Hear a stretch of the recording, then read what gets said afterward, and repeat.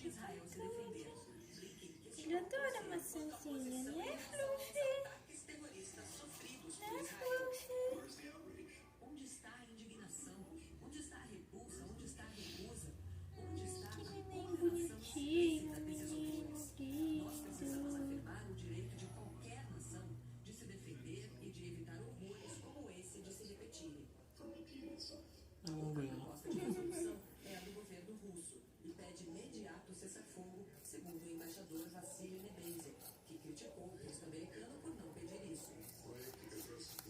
Ao todo, 86 países se inscreveram para discursar na reunião de hoje, mas a votação sobre os dois textos de resoluções propostas ainda não tem data marcada.